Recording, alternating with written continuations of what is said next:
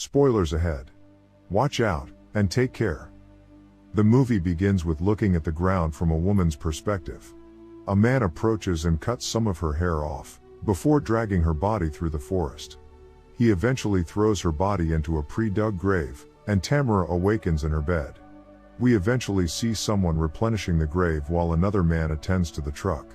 Tamara then takes a bath, and her mind appears to wander as she lies in the tub. When she returns home, her radio is already on, and she can hear the reporter discussing another disappearance in the area. There has apparently been a string of strange disappearances of local women, and no one has yet identified a suspect. Later, Tamara leaves her house and meets Jerry, an officer. He had just arrived to bring her a cup of coffee. He asks her about a second date, but she politely declines. When he asks what's the rush, she tells him she's going on a trip to the lake with some girlfriends. He stands on the front porch, looking around, and telling himself that he's in love. As Tamara drives to the lake, she receives a phone call from Maddie and Brooke, who are concerned about her whereabouts. She tries to make sure they don't start drinking without her as she's still driving toward them. Soon, she runs out of gas and must pull over to the side of the road. The truck from the gravesite pulls up behind her after the car turns off, and a man named Merv gets out to check on her. He leaves the other man, Kib, in the truck, and goes to Tamara's car with a canister of gas. Tamara tries to pretend to call her friends, and gives them a heads up while he fills her gas up. Merv and Kib look quite creepy, and since they are locals, they know where there is and isn't a signal. This way, they know that Tamara is scared of them and might consider kidnapping her. Nevertheless, Merv fills the gas, and she drives away for the lake, leaving them standing there just watching. She eventually makes it to the lake and runs into Brooke and Maddie. Once there, Maddie confesses her feelings for Brooke, and they do more shots. Brooke visits the boys next door and accepts their offer of shots, telling them they'll be going to a town that night to drink at the bar. We notice someone watching them from the bushes, as they rush back inside to get ready. Tamara notices a strange noise coming from outside as the girls prepare to leave for town. The girls carefully walk around the house when they notice Jerry at their door. He has brought Tamara flowers and was concerned when she did not return his calls. She explains that she doesn't have signal and promises to call when the weekend is over. When Brooke and Maddie return inside, they begin hazing Tamara about dating the officer. Still, they eventually leave to go into town. As the car accelerates out of the driveway, whoever follows it does the same. Once inside, the girls order some tequila shots, and Maddie goes to the bathroom while Tamara and Brooke dance on the dance floor. Soon, Tamara goes to check on Maddie, but once she gets there, the girl who is standing in front of the mirror in the bathroom asks if they would like a bump. Maddie takes precautions to prevent Tamara from informing Brooke first. After they return to the bar and find a seat, the bartender prepares 3 shots for the girls, and the man who appears to offer them the drinks puts something into each of their shots. When the ladies inquire as to who is offering them, the bartender makes an effort to reveal their identity, however they have already left. After a night out with friends, during which she drinks and dances, Tamara starts to feel the effects of the drink. She manages to sneak out of the house and make it to the parking lot, but 2 men appear and grab her just as she gets there. When she tries to turn around, she is seated in the back of a pickup truck and is shielded from view by a tarp. She pulls off the tarp and sits up to examine her surroundings before continuing. As soon as she realizes that she is being transported to the middle of the forest, she immediately jumps out of the truck and crawls under it. Shortly after, the men come back with another, and at that point, they realize that she has gotten away. They looked for her, despite the fact that they knew she couldn't have traveled very far. She lets out a primal scream as the men locate her under the vehicle and pull her out. She drives the men away from her, climbing over the fence and getting away from the scene. Before she is knocked out by one of the men, she makes an attempt to use her phone while she is out in the field. She finds that she is being held captive in a barn when she comes to. After a long wait, she is relieved to see the men, and she immediately recognizes Merv and Kib from earlier.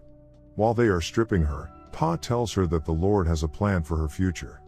The men begin to make jokes about her being a witch, but as soon as she begins to convulse, they begin to take their jokes seriously. When she simply throws up on them, they laugh it off and decide to deal with her at a later time.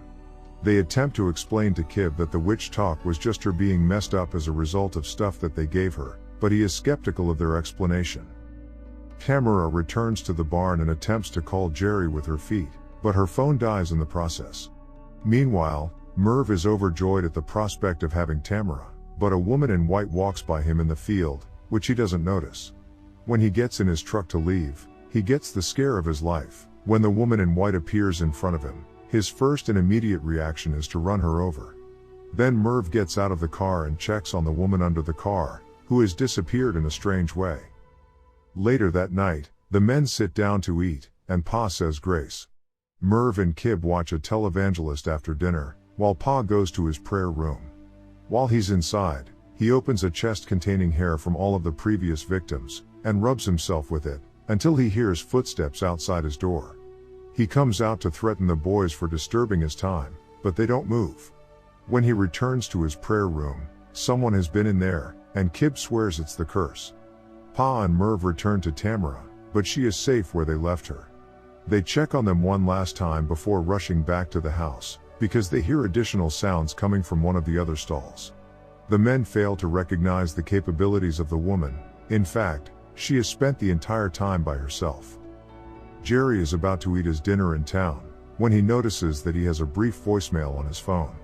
Even though there isn't much to go on, it's enough for him to be concerned. After Tamara's phone is immediately transferred to voicemail, he grabs his jacket and leaves the house. After some time has passed, Kib manages to sneak away to speak with Tamara in private, and explains the reasoning behind their actions. He claims that everything is being done in the name of the Lord. She tries to convince him that the Lord does not want him to act in such a way as to cause harm to others. He begins to question whether or not she is still a witch, as she tries to convince him that none of it is true. When she reassures him that she is not, he lets out a sigh of relief, because he is now confident that she will be taken to heaven as soon as they are done with her. While this is going on, Merv is sound asleep in his bed, and the unknown woman dressed all in white enters the room. He is startled awake from the pleasure he believes to be a dream, when the woman screams in his face and scratches him. He had been enjoying the dream for some time. When he goes to check on his grandfather, he finds him in his prayer room, which has been disturbed in some way. On the wall, there are posters of all of the girls who have gone missing. A message has been written, and the cross has been inverted. Pa reveals to the boys that he has a scratch on his face when he turns around, and tells them that Tamara is the Antichrist. The following morning, all three of the men take her to the nearby barn to get her ready for the baptism that will take place later that day. They dunk her in the water, until she decides to let God into her heart, and when they take her back into the barn, they discover totems hanging in her cell. Kib tells Pa that he does not want to finish the hole for her, because he knows she is not going to be an angel, but Pa is unyielding and orders Kib to finish anyway. When Jerry gets back to town, the first thing he does is head to the bar to ask about Tamara. Although the bartender remembers her, he is unable to provide a lot of information about the customers who bought her drinks. Tamara flies back to the farm, where she unhooks herself, and grabs a pitchfork from a nearby shed. When Kib finds out that she has gotten herself into trouble, she defends him while trying to persuade him that he has been working for the devil the whole time. As a last-ditch effort to prove his devotion to the Lord, he picks up Tamara's pitchfork and offers himself up as a sacrifice, so that he can be with God in heaven. When Merv comes out, he sees Tamara climbing out of the grave Kib dug, and he immediately runs after her. He is determined to catch her. Pa has returned to the house while they are making their escape into the woods, and he hears a woman screaming after she finds Kib's body. At one point, a female gives him a start by screaming hysterically at him. It turns out that she is Maddie, one of Tamara's closest friends. When Pa's body is being carried away, Maddie and Brooke appear as two women dressed in white. In the meantime, Tamara lures Merv to a boulder, where she lets him chase her, before leaping onto it and attempting to stab Merv with Kib's pocket knife. When it seems like Merv has the upper hand, she strikes him in the head with a nearby rock to throw him off balance. In the evening, the three young women bring Pa and Merv's bodies outside, so they can participate in a ritual. They then inform the men that they have been caught in their trap, after awakening them with a soaking from the water spray. They admit to watching them and intend to do to them what they've done to all the other girls. They tell them they're going to play a game called 16 Angels, which is the number of women they've assaulted there over the years. Pa tries to flee as they give the men 16 seconds to get away, but they catch him. As he moves in that direction, Jerry hears shots and calls for backup. Merv tries to break free, but he's simply too slow. Jerry soon appears, and the girls play the victim perfectly for him.